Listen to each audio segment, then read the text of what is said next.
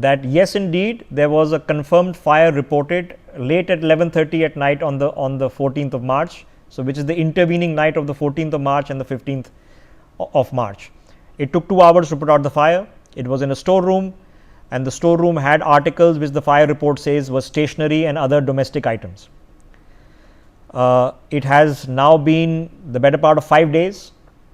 The judge is not sitting in court today.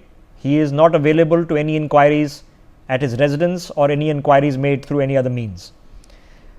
It is the potential, the judge has a right, as most citizens have a right, that if they feel that wholly incorrect, with no basis in truth or fact, information is being published or circulated, that the courts can quash the publishing and circulation of that information. A restraining order can be issued preventing such information from being circulated.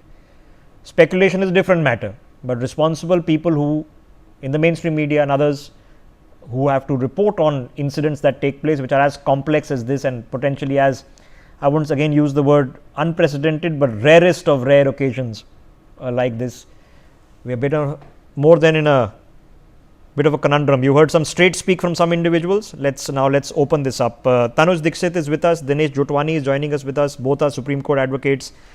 Senior advocate Aman Lekhi joining us on the broadcast as well. Amanji, now in the paucity of facts on record officially, because nobody has made a statement, not the Delhi police, not the High Court Chief Justice, not the fire brigade officer, not the judge concerned as well.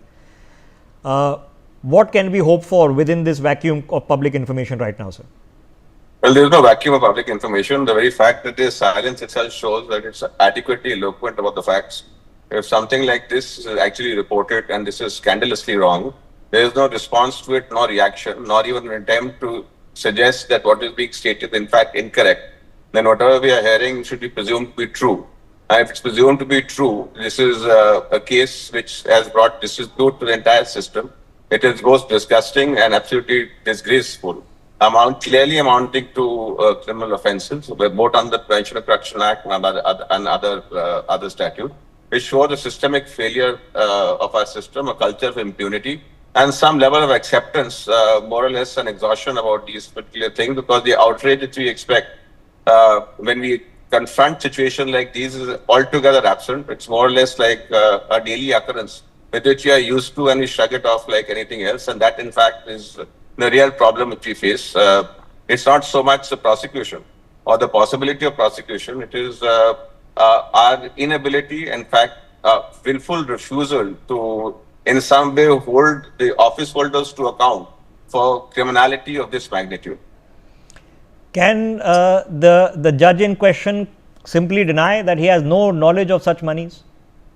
Well, a person can deny anything. It's found from, he's obliged to explain under law. If something is found with you and the onus is on you to explain how it is with you, and you can very well justify its being there, and if you can possibly do it, then of course you will be exempt. But what is absolutely startling is the silence, and because what is there's silence here, and it's absolutely still.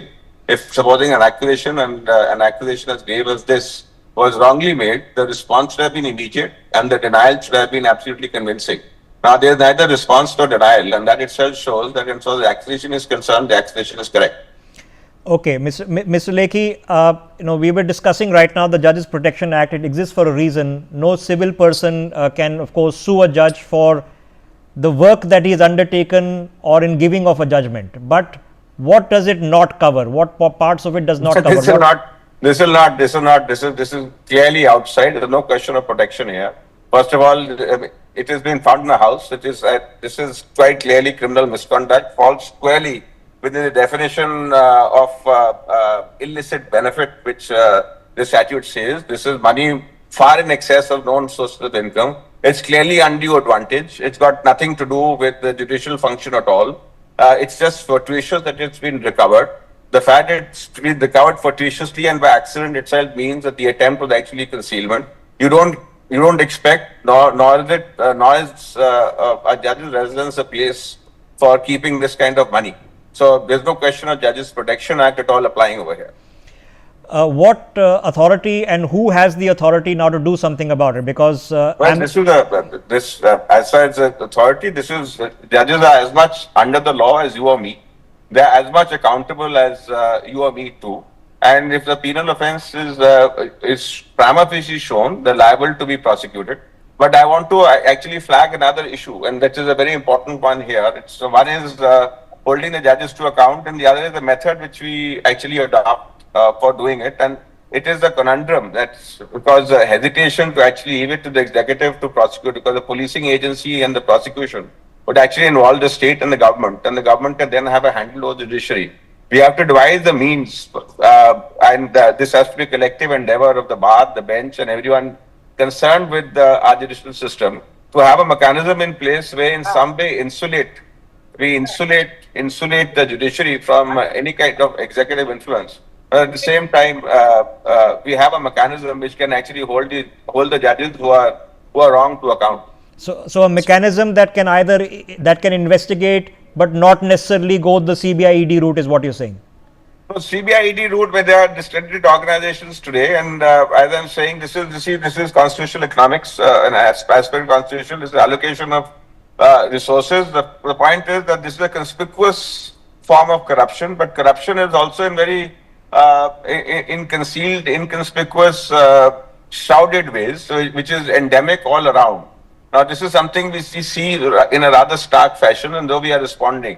But this doesn't anyway exhaust the entire spectrum of corruption with which we are dealing. So it's not this, of course, we have to deal with it, but until we deal with the corruption in the system, I don't think we'll be able to root out corruption at all. And in situations like these will keep happening because when you are in the legal system, you are in some way interacting with the cross section of interests, and they have vested interests which actually arise, in which you can actually protect someone and condemn another.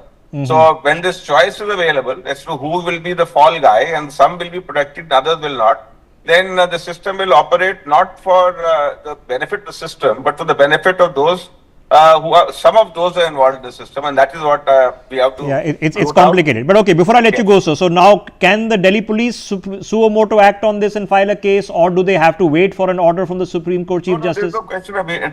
No, as far as waiting for an order, the Supreme Court itself is ordering an inquiry into this particular thing. As far as this, we have to relook this entire thing in any case, and it's by reason of the fact that this has actually been discovered. Mechanism must be devised to hold judicial judges, anyone, politician judges to account if an event like this happens. Okay, Aman Lekhi, thank you for putting clear thoughts, straightforward thoughts on this matter here. Ladies and gentlemen, I'm sure if you've been watching us for